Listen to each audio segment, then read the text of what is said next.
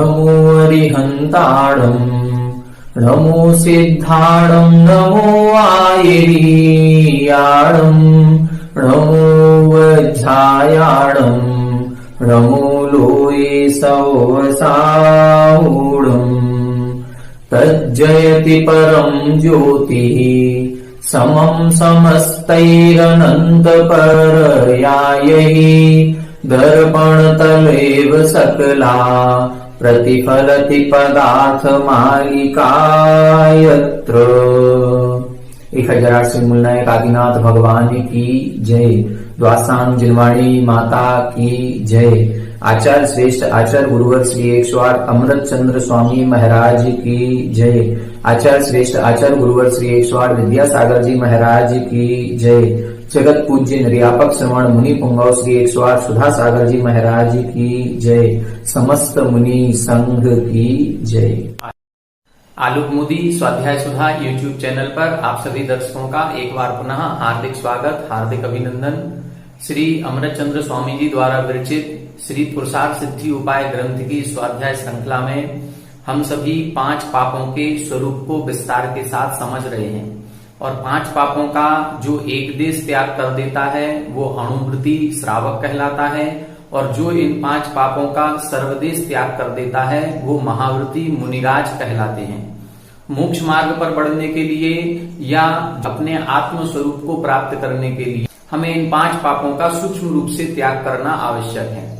लेकिन आचार्य महाराज ने कहा कि यदि जो पुरुष या जो जीव इन 5 पापों का सूक्ष्म रूप से त्याग करने में असमर्थ हैं, नहीं कर पा रहे हैं, वो कम से कम स्थूल रूप से तो इन 5 पापों का त्याग करें और श्रावक बनकर के श्रावक चर्या को अंगीकार करें। फिर जब परिस्थिति अनुकूल हो तब जाकर के मुनि दीक्षा लेकर के महाव्रतों को अंगीकार करना चाहिए। मोक्ष मार्ग मुनि बनने से ही प्रारंभ होगा, उसके पूर्व नहीं होगा। लेकिन मोक्ष मार्ग पर चलने के पूर्व हम अपनी तैयारी तो कर ही सकते हैं, इसलिए श्रावक चर्या का उपदेश दिया गया। श्रावक चर्या के अंतर्गत हम सभी 5 पापों के स्वरूप को समझ रहे हैं, और 5 पापों के स्वरूप को समझते हुए पहले हिंसा पाप का व्याख्यान इन्होंने 40-50 श्लोकों में किया।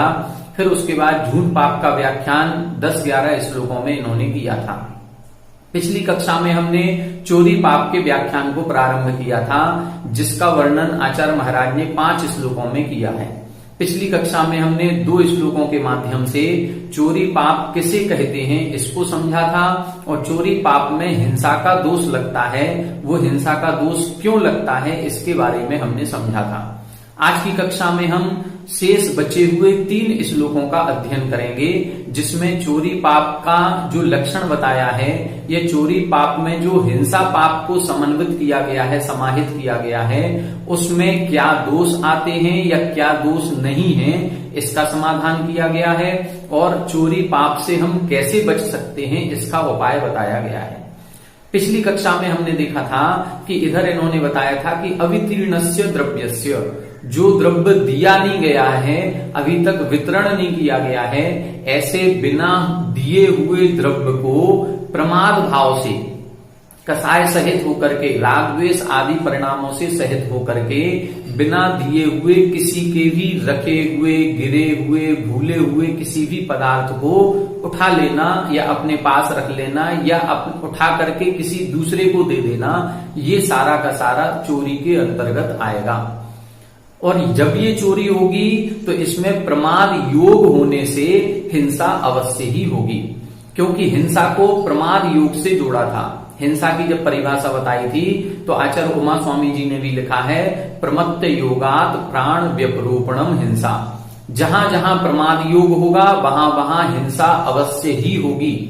ऐसा नहीं हो सकता है कि प्रमाद योग हो और हिंसा ना हो। प्रमाद योग का मतलब हमारे राग द्वेष परिणाम, हमारे क्रोध मान माया लोभ से सहित जो कसाय भाव से सहित विकारी परिणाम हैं, ये विकारी परिणाम ही प्रमाद योग कहलाता है। जहां असावधानी पूर्वक प्रवृत्ति होती है, जहां हम अपने आत्म स्वभाव से दूर होने लगते हैं, उसी को हम प्रमाद योग कहते हैं। और जहां हम अपने आत्म स्वभाव के प्रति सावधान रहते हैं, कसायों से निवृत्ति रूप परिणाम हमारे होते हैं, तब उसको हम अप्रमत्त योग कहते हैं। तो प्रमाद योग से सहित होने पर हिंसा अवश्य ही होती है। और जहां चोरी होगी वहां पर राग द्वेष परिणाम नियम से होते ही होते हैं। बिना राग भाव के किसी के दूसरे पर द्रव्य को हरण करने का भाव ही नहीं आ सकता। तो राग भाव होगा तभी जाकर के हम चोरी करने का भाव कर सकते हैं। फिर दूसरे श्लोक में बताया था कि चोरी में हिंसा का दोष किस कारण से होता है। तब उन्होंने कहा कि वह व्यक्ति जो चोरी कर रहा है वह चोरी करते हुए जिस पदार्थ का ग्रहण कर रहा है वो उस पदार्थ का हरण नहीं कर रहा है, वो उस सामने वाले व्यक्ति के प्राणों का ही हरण कर रहा है। क्यों? क्योंकि जितने पदार्थ हैं उतने ही प्राण होते हैं। हर एक व्यक्ति का जो भी पदार्थ होता है उस पदार्थ के साथ विशेष राग, विशेष मोह या विशेष आसक्ति का भाव होता है और वह आसक्ति का भाव ही उसका प्राण कहलाता है। हो सकता है उस पदार्थ के गुम जाने पर, खो जाने पर, चोरी हो जाने पर उसको इतना संक्लेश हो जाए कि उसके आत्मघात हो जाए या उसका मरण हो जाए। मरण नहीं होगा तो संक्लेश परिणाम तो होंगे ही होंगे, और जहां जहां संक्लेश परिणाम होंगे वहां कसायक भाव होंगे, और कसायक भाव होने से भाव प्राणों की हिंसा तो होगी ही होगी। तो दूसरे श्लोक में इन्होंने बताया था कि प्राण 10 नहीं होते हैं, प्राण अनेक हो सकते हैं। जितने पदार्थ हैं उतने प्राण हो सकते हैं। हर एक व्यक्ति के पास कितने सारे पदार्थों का संग्रह होता है और वह जितने पदार्थों का संग्रह करता है उसमें कहीं ना कहीं राग भाव, आसक्ति, मोह का परिणाम होता ही होता है। और जब उस पदार्थ की चोरी हो जाती है, खो जाता है, तो उसको दुख होता है। बस यही दुख होना ही हिंसा है। तो जहां जहां चोरी होगी वहां वहां हिंसा अवश्य ही होगी। अब अगले श्लोक में बता रहे हैं कि ये जो आपने सिद्धांत बता दिया कि जहां जहां चोरी होगी वहां वहां हिंसा होगी, ये तो इसमें तो अव्याप्ति, अतिव्याप्ति दोष आ जाएंगे। ये लक्षण परिपूर्ण लक्षण नहीं है, ये लक्षण शुद्ध लक्षण नहीं है, निर्दोष लक्षण नहीं है, इसमें दोष उत्पन्न हो रहा है। जब भी कोई लक्षण बनाया जाता है तो उसको निर्दोष लक्षण बनाया जाता है, उसमें दोष उत्पन्न नहीं होना चाहिए। दोष 3 प्रकार के होते हैं, एक अव्याप्ति, एक अतिव्याप्ति और एक असंभवी। ऐसा लक्षण बनाया जाए जो अव्याप्त ना हो। अव्याप्त का मतलब जो संपूर्ण में ना हो करके कुछ में ही रहे। जैसे मान लो हमने जीव का लक्षण बनाया और हम यदि कहें कि जीव का लक्षण क्या है, जो कर्म सहित होता है, जो सुख दुख को भोगता है, जो जन्म मरण करता है, वो जीव है। यदि हम ये लक्षण बनाएं तो क्या आपत्ति है? यदि हम ऐसा लक्षण बनाते हैं कि जो सुख दुख का अनुभव करता है, जो जन्म मरण करता है, जो संसार में रहता है, जो कर्मों से सहित है, यदि ये लक्षण बनाएंगे तो ये अव्याप्ति दोष से सहित है। कैसे अव्याप्ति दोष से सहित है?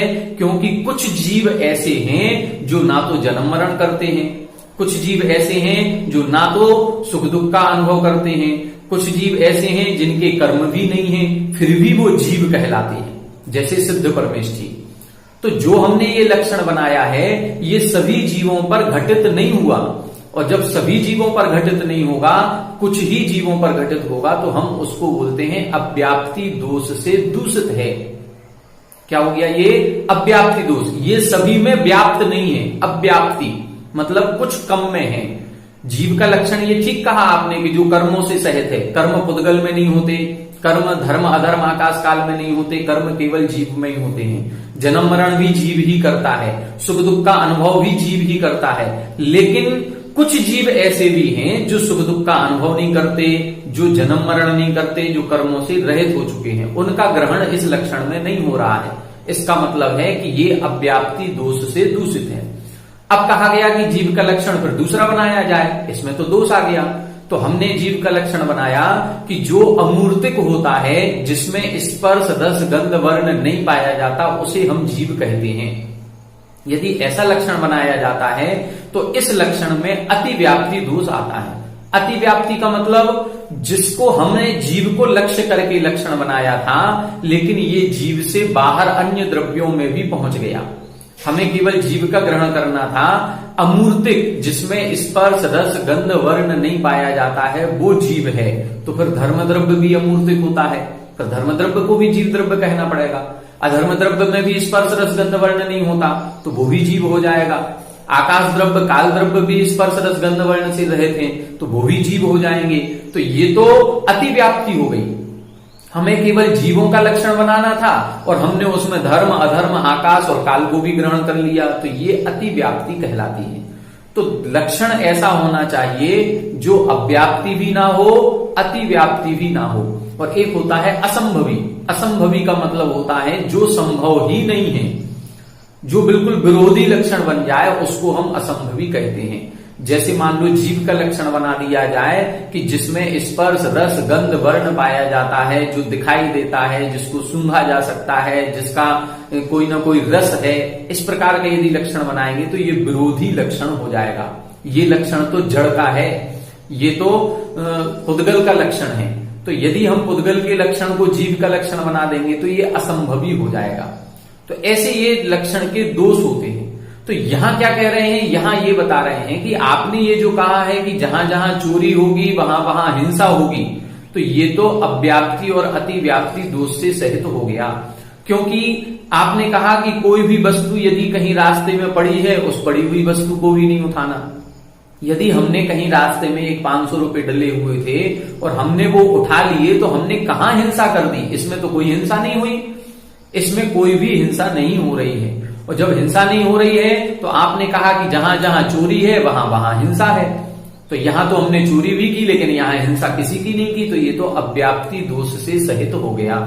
तब यहां इस श्लोक में निराकरण कर रहे हैं कि ऐसा नहीं है, जहां जहां चोरी है वहां वहां हिंसा होती ही होती है, इसमें कोई भी अव्याप्ति दोष नहीं है। इस दोष का निराकरण इस श्लोक में किया जा रहा है। तो हमको क्या सोचना है? हमको ये सोचना है ये श्लोक उनके लिए लिखा गया है जो ये कह रहे हैं कि चोरी करने में हिंसा नहीं होती, उनके लिए लिखा गया। देखें, पहले श्लोक का उच्चारण करें फिर इसका अपन अर्थ समझने का प्रयास करेंगे। हिंसायास्ते यस्य च हिंसायास्ते यस्य च नाव्याप्तिः सुघटमेव सा यस्मात् नाव्याप्तिः सुघटमेव सा यस्मात् ग्रहणे प्रमत्तयोगो द्रव्यस्य स्वीकृतस्यान्ययि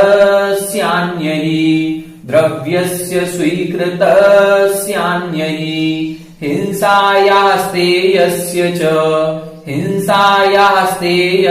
च नाव्याप्तिः सुघटमेव सा यस्मात् नाव्याप्तिः सुघटमेव सा यस्मात् ग्रहणे प्रमत्तयोगो द्रव्यस्य स्वीकृतस्यान्ययि।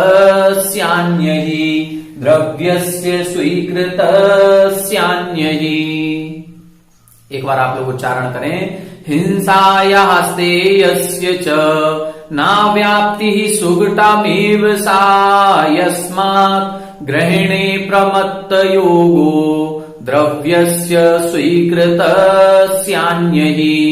हिंसायास्ते यस्य च नाव्याप्तिः सुघटमेव सा यस्मात् ग्रहणे प्रमत्तयोगो द्रव्यस्य स्वीकृतस्यान्ययि। देखें इसका अर्थ देखें, यहां बता रहे हैं स्वीकृतस्य अन्ययि द्रव्यस्य, अन्ययि स्वीकृतस्य द्रव्यस्य ग्रहणे। अन्य किसी भी जीव के द्वारा स्वीकृतस्य द्रव्यस्य ग्रहणे, जो किसी दूसरे के द्वारा स्वीकृत किया हुआ द्रव्य था उस द्रव्य के ग्रहण करने में, अर्थात जिसका मालिक कोई दूसरा था और उस व्यक्ति के किसी भी धन संपत्ति किसी भी पदार्थ को ग्रहण करने में प्रमत्त योगो प्रमाद योग होता ही होता है। और जहां जहां प्रमाद योग होता है वहां वहां हिंसा अवश्य ही होती है। हम क्या कह रहे हैं? जहां जहां चोरी होती है वहां वहां हिंसा होती है, हम ये नहीं कह रहे हैं। हम क्या कह रहे हैं? आचार्य महाराज कह रहे हैं कि जहां जहां प्रमाद योग होगा वहां वहां हिंसा जरूर होगी। अब ये देखो कि चोरी करने में प्रमाद योग हो रहा है कि नहीं हो रहा है? हो रहा है। यदि चोरी करने में प्रमाद योग हो रहा है तो हिंसा भी होगी ही होगी, इसमें कोई भी अव्याप्ति दोष नहीं है। हिंसायाः स्तेयस्य च, हिंसा के और स्तेयस्य अर्थात चोरी के, हिंसा के और चोरी के जो लक्षण बनाया है कि हिंसा, चोरी में हिंसा होती ही होती है, इन दोनों ही लक्षणों में न अव्याप्ति, कोई भी अव्याप्ति दोष नहीं है। आप ये नहीं कह सकते हैं कि चोरी करने में प्रमाद योग तो हो रहा है लेकिन हिंसा नहीं हो रही है, या चोरी करने में प्रमाद योग भी नहीं हो रहा है, ये नहीं कह सकते। इसमें कोई भी अव्याप्ति दोष नहीं है। सुघटामेव सा यस्मात्, सा सुघटामेव, सा यानी वह हिंसा, सुघट एव अर्थात स्पष्ट रूप से दिखाई देती है। चोरी करेंगे तो चोरी करने में निश्चित रूप से राग भाव, द्वेष भाव, क्रोधमान, माया लोभ के भाव हुए ही हुए हैं। बिना कासायक भाव किए चोरी का परद्रव्य ग्रहण करने का भाव ही मन में नहीं आएगा। परद्रव्य ग्रहण करने का भाव मन में आया है, इसका मतलब मन में उस पदार्थ के प्रति राग भाव उत्पन्न हुआ है, और राग भाव उत्पन्न हुआ है तो प्रमाद योग हुआ है, और प्रमाद योग हुआ है तो हिंसा सुगटामेव अर्थात स्पष्ट रूप से होगी ही होगी। इसमें न अव्याप्ति, इसमें कोई भी अव्याप्ति दोष नहीं है। यस्मात् क्योंकि, यस्मात् का मतलब क्योंकि, अन्यस्य अन्य ही स्वीकृतस्य द्रव्यस्य ग्रहणे प्रमत्त योगः, क्योंकि अन्य किसी दूसरे व्यक्ति के द्वारा जो स्वीकृत पदार्थ था उसको यदि हम ग्रहण करेंगे तो उसमें नियम से प्रमाद योग होगा ही होगा। तो यहां क्या कहना चाह रहे हैं, यहां केवल इतनी सी बात कहना चाह रहे हैं कि जो पदार्थ जिसका स्वामी कोई दूसरा है, दूसरे के द्वारा स्वीकृत हुआ है वो जो द्रव्य, उसको यदि हम ग्रहण करेंगे तो वो नियम से प्रमाद योग होगा ही होगा, राग द्वेष होंगे, और जहां राग द्वेष होंगे प्रमाद होगा, वहां हिंसा नियम से होगी, उसमें कोई भी अव्याप्ति दोष नहीं है। तो चोरी करने में हिंसा का दोष लगेगा ही लगेगा, ये स्पष्ट है। ऐसा नहीं कह सकते हैं कि चोरी करने में हिंसा का दोष नहीं लगेगा, ये अव्याप्ति दोष हो गया, नहीं, यहां पर अव्याप्ति दोष नहीं है। अब कह रहे हैं अतिव्याप्ति दोष, अगले श्लोक में बताएंगे कि अतिव्याप्ति दोष लग रहा है। चलो अव्याप्ति दोष हमने मान लिया कि जहां जहां चोरी होती है वहां वहां हिंसा अवश्य ही होती है, हमने मान लिया। लेकिन अब जहां जहां चोरी होगी वहां वहां हिंसा नियम से होनी चाहिए। अब ऐसा नहीं कहना कि जहां पर परद्रव्य का ग्रहण तो हो रहा है लेकिन हिंसा नहीं हो रही है, प्रमाद योग नहीं हो रहा है, ऐसा नहीं कहना। क्यों? नहीं तो अतिव्याप्ति दोष आएगा।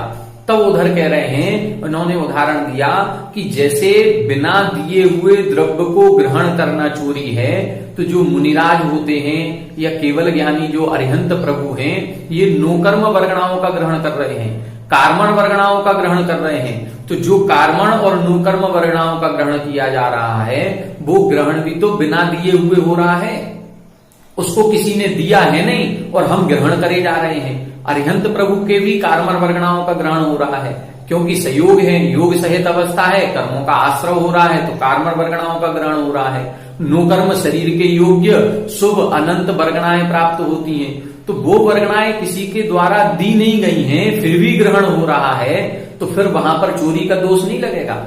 और जब चोरी का दोष लगेगा तो आपने कहा कि जहां जहां चोरी वहां वहां हिंसा, तो फिर वहां हिंसा का भी दोष लगेगा।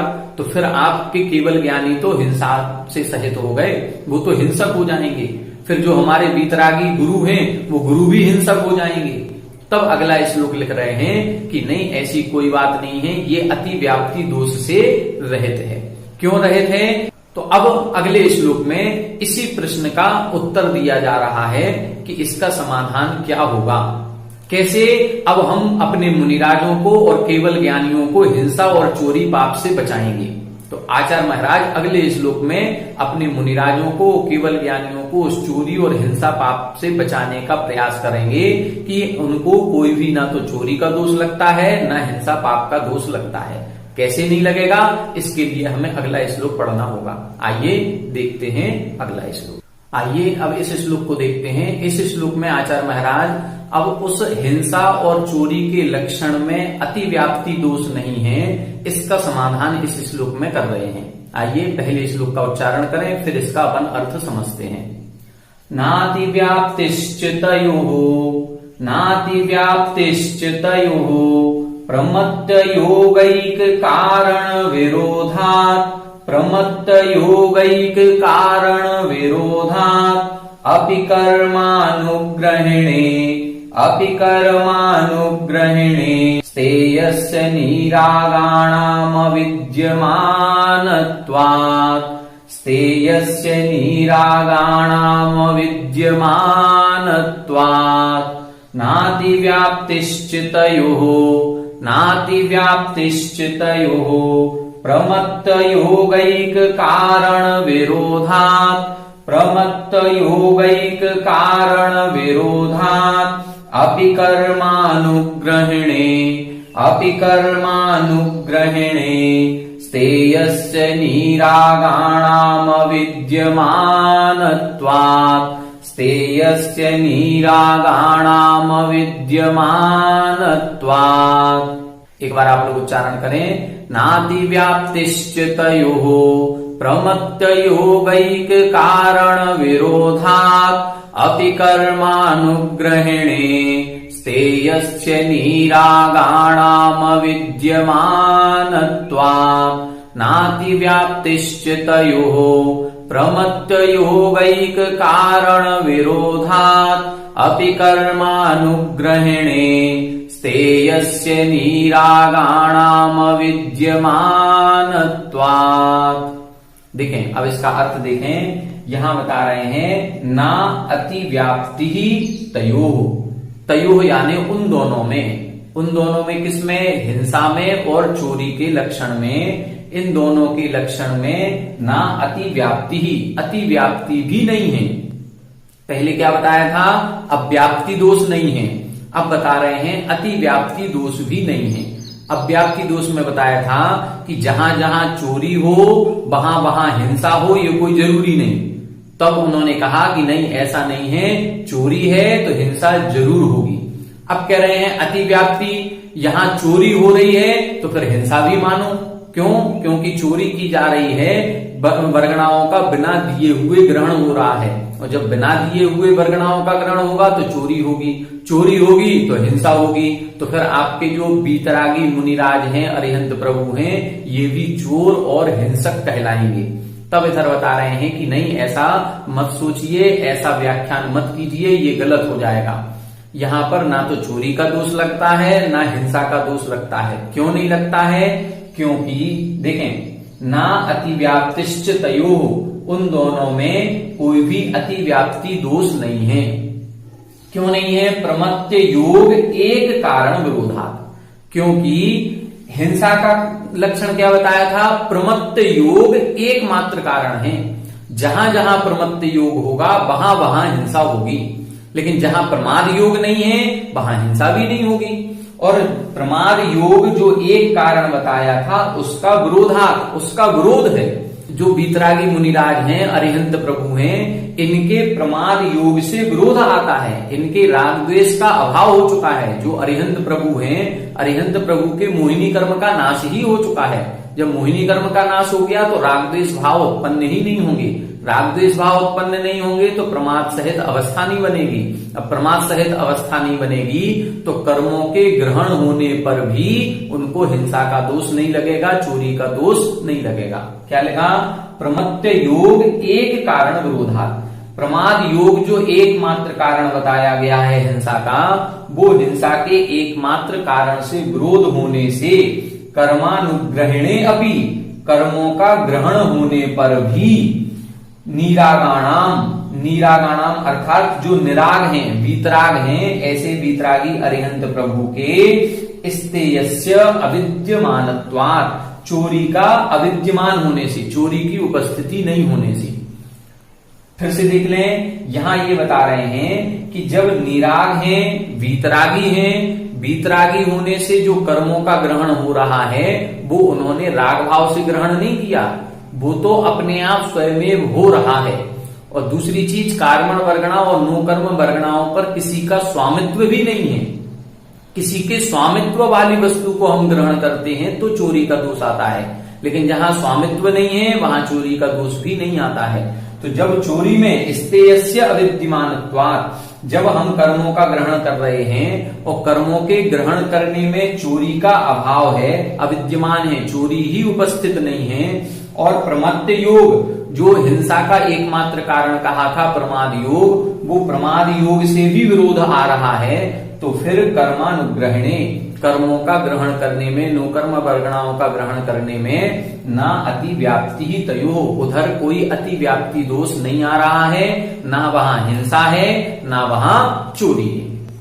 ठीक है, तो यहां पर अति व्याप्ति दोष को रहित बताया है कि जहां जहां चोरी हो, चोरी का मतलब जहां जहां बिना दिए हुए वस्तुओं का ग्रहण हो वो चोरी हो, ये कोई जरूरी नहीं है। जैसे जो मुनिराज हैं या जो केवल ज्ञानी हैं, ये बिना दिए हुए ही कर्म नो कर्म वर्गणाओं का ग्रहण कर रहे हैं, तो भी इन्हें चोरी का दोष नहीं लगता। क्यों नहीं लगता? क्योंकि वहां प्रमाद योग नहीं है और वहां किसी भी प्रकार का स्वामित्व जैसी स्थिति भी नहीं है। जब चोरी का दोष नहीं है तो हिंसा भी उनको नहीं लगेगी। इसलिए यहाँ पर जो हमने ये लक्षण बताया है कि जहां जहां चोरी होगी वहां वहां हिंसा होगी, ये लक्षण बिल्कुल सर्वशुद्ध है। इसमें ना तो अव्याप्ति दोष है और ना इसमें अतिव्याप्ति दोष है। ये बिल्कुल सभी प्रकार के दोषों से रहित निर्दोष लक्षण हमने कहा है। इस प्रकार से यहाँ पर दोनों प्रकार के दोषों से रहित इस लक्षण को बताया है कि जहां जहां चोरी होगी वहां प्रमाद योग होगा, और जहां प्रमाद योग होगा वहां हिंसा होगी। तो फिर जहां चोरी होगी वहां हिंसा अवश्यमेव होगी ही होगी। सैव च हिंसा, उस चोरी को ही हिंसा इन्होंने कहा है। इसीलिए हिंसा से बचने के लिए हमें चोरी का त्याग करना अत्यंत आवश्यक है। अब हिंसा से बचने के लिए चोरी का त्याग कैसे किया जाएगा, उसके लिए आचार्य महाराज अगला श्लोक लिख रहे हैं। उसमें ये बता रहे हैं कि हमें हिंसा से बचने के लिए सर्वप्रथम तो चोरी का सूक्ष्म रूप से भी त्याग कर देना चाहिए। सूक्ष्म रूप से भी त्याग कैसे होता है? जैसे जो जल और मिट्टी होती है, इस जल और मिट्टी पर किसी का स्वामित्व नहीं होता। जैसे किसी के खेत की मिट्टी नहीं, नदियों का पानी और सामान्य से जो जंगल की मिट्टी है, उस मिट्टी को और उस पानी पर किसी का भी कोई स्वामित्व नहीं होने से मुनिराज जो सूक्ष्म पाप के त्यागी हैं वो उसको ग्रहण कर सकते हैं बिना पूछे। अब पूछेंगे किससे? अब जंगल की मिट्टी है, उसको किसी से पूछने की आवश्यकता नहीं है। नदी का पानी बह रहा है, उधर किसी से पूछने की आवश्यकता नहीं है। लेकिन यदि किसी का कुआं है, अब कुएं से यदि उनको पानी लेना है तो पूछना पड़ेगा। बिना पूछे बिना दिए हुए ग्रहण नहीं करेंगे। किसी के खेत की मिट्टी है तो किसी के खेत की मिट्टी को ग्रहण नहीं करेंगे। तो ये तो कहलाता है सूक्ष्म पाप का त्याग। ये मुनि बनते हैं तब होता है। लेकिन यदि कोई इतना समर्थ नहीं है कि जल और मिट्टी को छोड़ करके अन्य सभी प्रकार के पदार्थों का बिना दिए हुए हम ग्रहण नहीं करेंगे, ऐसा नियम लेने में यदि कोई समर्थ नहीं है, अर्थात महाव्रत लेने में कोई समर्थ नहीं है, तो कम से कम उसको अचौर्याणु व्रत का तो पालन करना ही चाहिए। अर्थात अन्य जितने पदार्थ हैं उन पदार्थों को बिना दिए हुए, जो जिसके स्वामित्व में है, उन स्वामित्व वाले पदार्थों को बिना दिए हुए हम ग्रहण नहीं करेंगे, ऐसा संकल्प पूर्वक नियम लेना चाहिए। तो ये अगले श्लोक में बता रहे हैं अचौर्याणु व्रत का लक्षण क्या है, ये चोरी पाप से हम कैसे बच सकते हैं, इसको अगले श्लोक में बता रहे हैं। आइए देखते हैं अगला श्लोक। आइए अब इस श्लोक को देखते हैं। इस श्लोक में चोरी पाप का व्याख्यान करने के बाद अब हम चोरी से कैसे बचें, इसके दो रास्ते बता रहे हैं। या तो हम चोरी पाप का सूक्ष्म रूप से भी त्याग करके मुनिव्रतों को, महाव्रतों को अंगीकार करें, और यदि हम मुनिव्रत या महाव्रत को अंगीकार करने में असमर्थ हैं, चोरी का सूक्ष्म रूप से भी त्याग करने में असमर्थ हैं, तब दूसरा रास्ता बता रहे हैं कि तो फिर हमें श्रावक चर्या के अनुसार कम से कम चोरी का स्थूल रूप से त्याग करना चाहिए। स्थूल रूप से त्याग करने का मतलब यह है कि हम उन पदार्थों का बिना पूछे ग्रहण कर सकते हैं जिन पदार्थों का ग्रहण करने से हम चोर नहीं कहलाएंगे। जैसे मान लो किसी के कुआं है, बावड़ी है, इधर इसका यदि हम पानी ले लेते हैं तो कोई हमें चोर नहीं कहेगा। हाँ, ये हो सकता है, वो ये कह सकता है कि आपने बिना पूछे कैसे लिया, लेकिन यदि ले लिया तो कोई बहुत बड़ी बात नहीं है। किसी के खेत की थोड़ी सी मिट्टी हमें चाहिए थी, हमने ले ली, तो कोई बहुत बड़ा हमने अपराध नहीं कर दिया, उसमें चोरी का दोष नहीं लगता। लेकिन यदि हम बिना दिए हुए किसी के खेत, बावड़ी, कुआं आदि का भी पानी ग्रहण नहीं करेंगे, ऐसा यदि हम नियम लेते हैं तो फिर हमें महाव्रती बनना पड़ेगा। और यदि हम ऐसा नियम लेने में असमर्थ हैं तो कम से कम हम स्थूल रूप से चोरी का त्याग तो कर ही देना चाहिए। आइए पहले श्लोक का उच्चारण करें, फिर इसका अपन अर्थ समझने का प्रयास करते हैं। असमर्थाये कर्तुम्, असमर्थाये कर्तुम् निपानतोयादि हरण विनिवृत्तिम्, निपानतोयादि हरण विनिवृत्तिम् तैरपि समस्तमपरम्, तैरपि समस्तमपरम् नित्यमदत्तं परित्याज्यम्, नित्यमदत्तं परित्याज्यम् असमर्थाये कर्तुम्, असमर्थाये कर्तुम् निपानतोयादि हरण विनिवृत्तिम्, निपानतोयादि हरण विनिवृत्तिम् तैरपि समस्तमपरम्, तैरपि समस्तमपरम् नित्यमदत्तं परित्याज्यम्, नित्यमदत्तं परित्याज्यम्।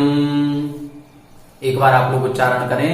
असमर्थाये कर्तुम् निपानतोयादि हरण विनिवृत्तिम् तैरपि समस्तमपरम् नित्यमदत्तं परित्याज्यम्। असमर्थाये कर्तुम् निपानतोयादि हरण विनिवृत्तिम् तैरपि समस्तमपरम् नित्यमदत्तं परित्याज्यम्। देखें, अब इसका अर्थ देखें। यहां बता रहे हैं निपान तोयादि हरण विनिवृत्तिम ये कर्तुम असमर्था। ये यानी जो निपान तोयादि हरण विनिवृत्तिम असमर्था। निपान, निपान का मतलब एक तरह से कुआं, बावड़ी, जहां पर जल एकत्रित रहता है, जहां किसी का स्वामित्व हो सकता है, ऐसे निपान तोयादि, तोय का मतलब जल, जहां पर जल का संग्रहण होता है, ऐसे कुआं, बावड़ी आदि का। और आदि शब्द से मिट्टी आदि का, खेत की मिट्टी। जैसे पंडित दौलत राम जी जिन्होंने छह ढाला लिखी है, उन्होंने उसकी छठवीं ढाल में अचौर्य महाव्रत का वर्णन किया। वहां पर उन्होंने लिखा, जिनके न लेस मृषा न जल मरण हु बिना दियो गहे। वहां पर जल और मरण, जल और मिट्टी भी बिना दिए हुए जो ग्रहण नहीं करता है, उसको बोलते हैं हम अचौर्य महाव्रती। तो इधर क्या लिख रहे हैं कि निपान तोयादि, तोय आदि अर्थात जल और मिट्टी आदि। निपान का मतलब एक तरह से जहां संग्रहण होता है, जिसका स्वामित्व होता है। तो ऐसे कुआं, बावड़ी आदि के जल आदि के हरण अर्थात ग्रहण करने के विनिवृत्तिम, विनिवृत्तिम का मतलब त्याग करने में, कि हम बिना दिए हुए जल और मिट्टी भी ग्रहण नहीं करेंगे। इतना त्याग करने में जो असमर्था, असमर्थ हैं, अर्थात जो महाव्रत लेने में असमर्थ हैं। क्या कह रहे हैं, फिर से देखें। निपान तोयादि हरण, हरण का मतलब चोरी, बिना दिए हुए ग्रहण करने को ही हरण कहते हैं। तो बिना दिए हुए हम मिट्टी और जल आदि भी ग्रहण नहीं करेंगे। ऐसी विनिवृत्तिम, ऐसा त्याग कर्तुम करने में ये असमर्था, जो असमर्थ हैं, अर्थात जो महाव्रत आदि को ग्रहण नहीं कर सकते हैं, जो मुनि नहीं बन सकते हैं, जो इतना सूक्ष्म पाप का त्याग नहीं कर सकते हैं, तही अपि उनके द्वारा भी समस्तम अपरम, जो समस्त अन्य प्रकार की चोरी है। अब जल मिट्टी को छोड़ दो, लेकिन अन्य जितने और पदार्थ हैं, उन पदार्थों के तो नित्यम अदत्तम परित्याज्यम। अदत्तम, बिना दिए हुए हम ग्रहण कभी नहीं करेंगे, ऐसा नियम ले लेना चाहिए। अर्थात बिना दिए हुए वस्तु के ग्रहण करने का नित्यम परित्याज्यम, नित्य ही त्याग कर देना चाहिए। अर्थात जल और मिट्टी को छोड़ दो, जल और मिट्टी आप ले सकते हो बिना किसी से पूछे, लेकिन जल और मिट्टी के अलावा अन्य कोई भी पदार्थ ग्रहण नहीं करेंगे। जो मुनिराज होंगे वो जल और मिट्टी भी बिना पूछे, बिना दिए हुए ग्रहण नहीं करेंगे। लेकिन जो अचौर्यानुव्रती है वो जल और मिट्टी को बिना पूछे भी ग्रहण कर सकता है, लेकिन अन्य पदार्थ को बिना दिए हुए ग्रहण नहीं करेगा। अचौर्याणु व्रत में उन्होंने लिखा, जल मृतिका बिन और ना ही कछु गहे अदत्ता। जल और मिट्टी को छोड़ दो, लेकिन इसके अलावा और ना ही कछु गहे अदत्ता, और अन्य जितने भी पदार्थ हैं उनको अदत्ता बिना दिए हुए ग्रहण नहीं करेगा। तो यहां पर दो रास्ते इन्होंने बता दिए, ऊपर की लाइन में महाव्रत बताया और नीचे की लाइन में अणुव्रत बताया। तो जो महाव्रतों में या सूक्ष्म रूप से भी चोरी को त्याग करने में असमर्थ हैं, ये असमर्था जो असमर्थ हैं, किसमें असमर्थ हैं कि हम बिना दिए हुए किसी के कुएं बावड़ी के जल और मिट्टी आदि को भी बिना दिए हुए ग्रहण नहीं करेंगे। ऐसा विनिवृत्तिम, ऐसा त्याग करने में जो असमर्थ हैं, उनके द्वारा कम से कम समस्तम अपरम अदत्तम परित्याज्यम, उनके द्वारा समस्तम अपरम जल और मिट्टी को छोड़ करके अन्य जितने भी पदार्थ हैं वो अदत्तम बिना दिए हुए ग्रहण करने का परित्याज्यम त्याग होना ही चाहिए। कितने दिन के लिए? नित्यम, हमेशा के लिए, आजीवन के लिए इस प्रकार का नियम लेना चाहिए। इसको बोलते हैं अचौर्याणु व्रत। इस प्रकार से 5 श्लोकों में इन्होंने चोरी पाप का व्याख्यान किया। फिर चोरी में हिंसा का दोष कैसे लगता है, बाह्य पदार्थों का यदि हम किसी का ग्रहण कर रहे हैं तो हम उन पदार्थों का ग्रहण नहीं कर रहे हैं, हम साक्षात उसके प्राणों का ही हरण कर रहे हैं, ऐसा मानना चाहिए। फिर इधर इन्होंने बताया था कि यदि इस प्रकार से माना जाए कि चोरी में हिंसा होती ही होती है तो ये तो अव्याप्ति हो गई, क्योंकि कई स्थान ऐसे होंगे जहां पर हम बिना दिए हुए ग्रहण कर लेते हैं लेकिन हिंसा का दोष नहीं लगता। तब उधर उन्होंने कहा कि यदि आप बिना दिए हुए ग्रहण कर रहे हो, प्रमाद योग हो रहा है, तो नियम से हिंसा होगी ही होगी, इसमें अव्याप्ति दोष नहीं है। फिर उन्होंने कहा कि बिना दिए हुए ग्रहण तो और भी सारी चीजें होती हैं, जैसे विरागी बीतरागी जो अरिहंत भगवान हैं वो कर्मण वर्गणाओं का नुकर्म वर्गणाओं का ग्रहण करते हैं, वो बिना दिए हुए करते हैं, तो उधर चोरी का दोष लगेगा। फिर आपने उनको हिंसा से रहित कैसे कह दिया, ये तो अतिव्याप्ति हो गई। तब उन्होंने कहा कि नहीं, वहां अतिव्याप्ति दोष भी नहीं लगेगा। क्यों नहीं लगेगा? क्योंकि वहां प्रमाद योग नहीं है। प्रमाद योग से सहित होने पर हिंसा का दोष लगता है, चोरी का दोष लगता है। यदि प्रमाद सहित स्थिति नहीं है तो हिंसा और चोरी का दोष नहीं लगता। फिर इस चोरी से कैसे बचें? तो चोरी से बचने के लिए इन्होंने 2 रास्ते बताए। या तो हम महाव्रतों को अंगीकार करें, महाव्रतों को अंगीकार करेंगे तो हम कुछ भी बिना दिए हुए ग्रहण नहीं करेंगे, जल मिट्टी भी ग्रहण नहीं करेंगे। और यदि हम अणुव्रत लेते हैं तो अणुव्रतों में जो महाव्रतों को लेने में असमर्थ है वो उनको अणुव्रत लेना चाहिए।